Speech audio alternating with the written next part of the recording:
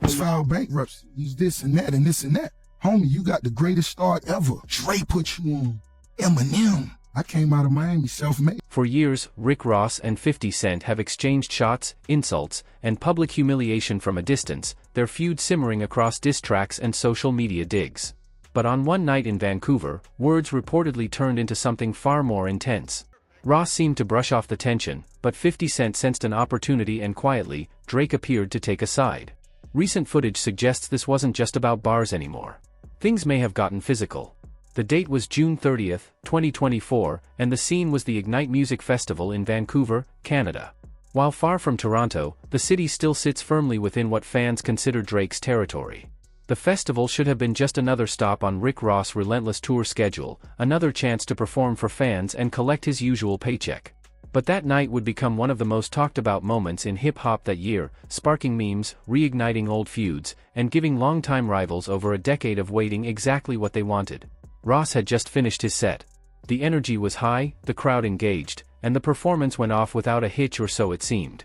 But as he made his way off stage, his DJ, or perhaps Ross himself, decided to play Kendrick Lamar's Not Like Us, the chart-topping diss track that had humiliated Drake publicly.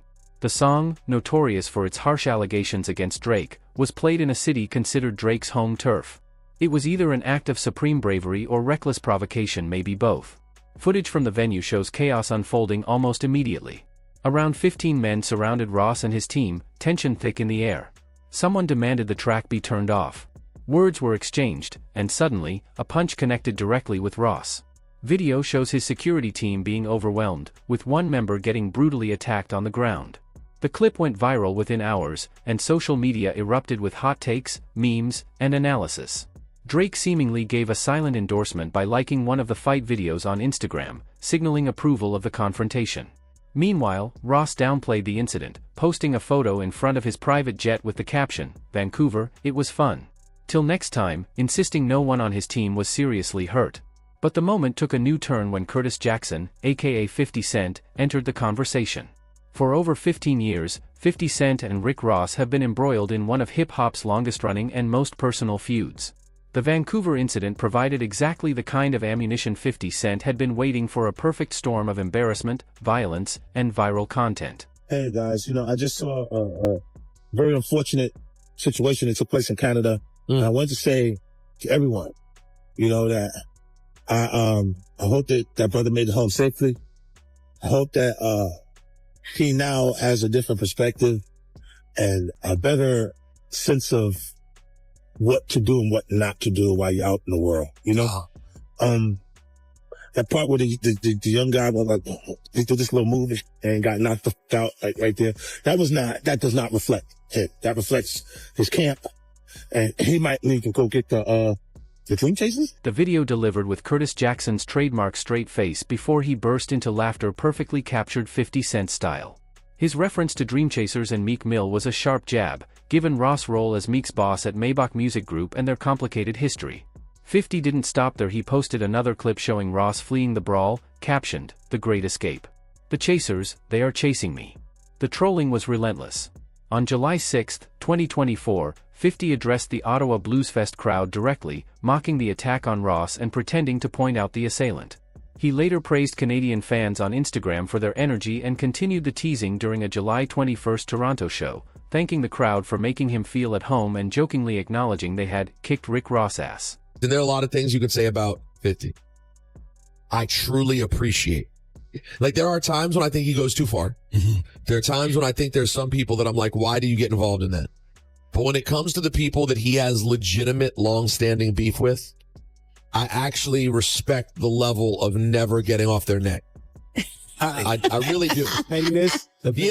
On July 4th, Rick Ross went live on Instagram to share his side of the Vancouver incident, offering a version that clashed with the viral footage. The self-styled biggest boss insisted he was never punched. Ross recounted confronting a man in the crowd, claiming, "I squat down to his eyes and I said, 'Boy, if I hit you, you gonna see everything you ate for the last few days.'" According to him, the man froze and never attacked, and the only thing that hit him was a drink, not a punch. Video evidence suggested a very different story, but Ross' strength has always been his commitment to controlling his own narrative. Even in situations that appear to be clear losses, he spins them through humor, storytelling, and sheer confidence, whether or not anyone actually believes him.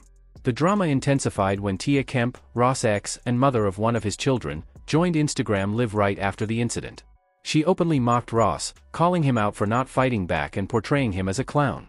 Kemp's pointed commentary added fuel to the fire.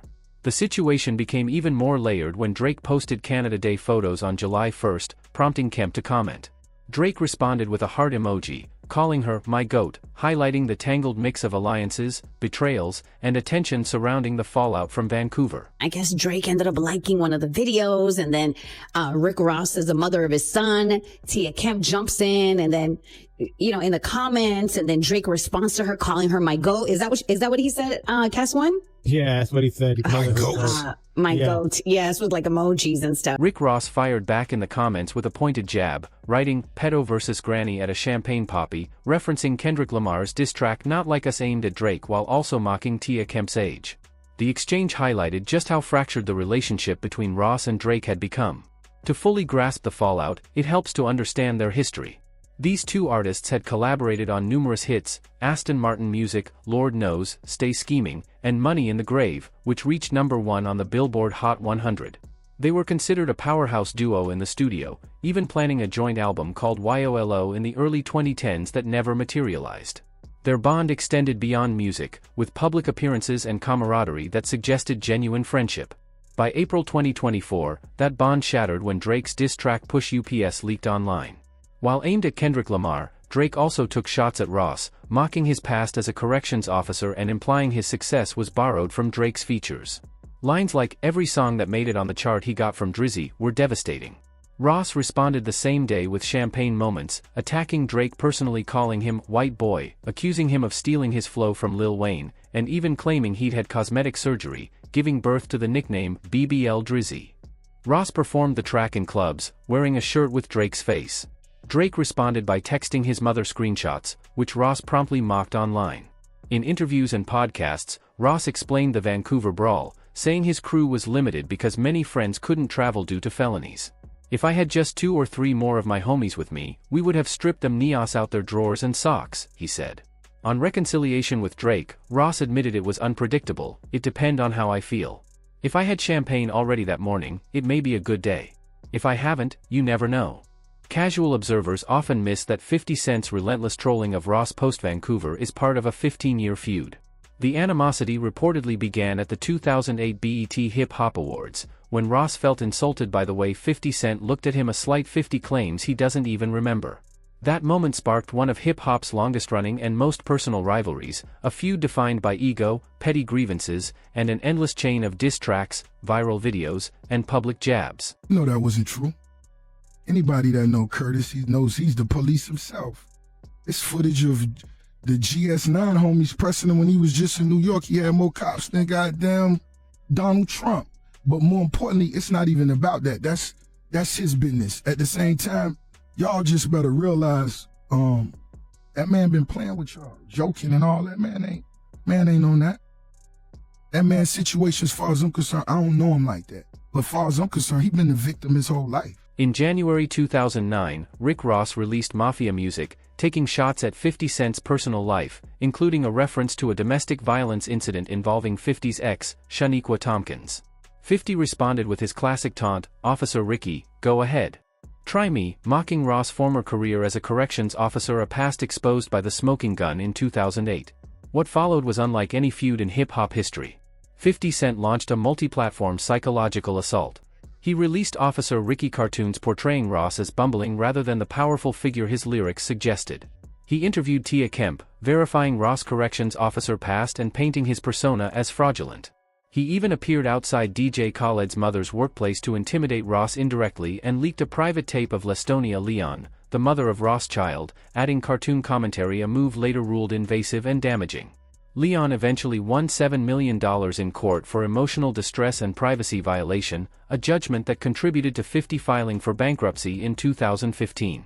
50 even sued his legal team, claiming mishandling of evidence and alleging Ross leaked the tape. The feud never fully died. In 2013, after a drive-by shooting targeted Ross on his birthday, 50 Cent suggested on Twitter it was staged. In 2023, he mocked sales of Ross and Meek Mill's collaborative album, Too Good to Be True. Ross fired back, questioning 50's ownership of his masters and hinting he might buy them, striking at the heart of 50's business empire. Ross later explained his approach: "It's all about chess. When you don't have nothing to lose, it really ain't matter." To him, the feud wasn't about winning outright, it was about positioning, survival, and refusing to be destroyed, even when every weapon was deployed. The Drake-Ross fallout added yet another impossible layer. DJ Khaled, close to both Ross and Drake, and 50 Cent, found himself caught in the crossfire. Once a bridge between the artists on hits like I'm on One and No New Friends, Khaled's role now seemed impossible, as social media joked that constructing his next album would be nearly impossible with his top collaborators at war. Yo, where does this put Khaled? In an awkward place. Yeah. In Like a very Khaled- awkward place. Khaled could never. I wonder if he could broker a peace ever. And no chance. Maybe. We don't know. Let's see. Khaled is about love. In September 2025, DJ Khaled broke his silence on the Joe and Jada podcast, responding with his trademark positivity. "I love Drake. I love Ross. I love Future. I didn't get in that energy, hate," he said, emphasizing loyalty and brotherhood. Khaled positioned himself as a potential peacemaker, calling the feud a result of miscommunication and expressing hope for reconciliation. "When it comes down to DJ Khaled, I'm the one that's going to try to fix it. Everything's possible with God."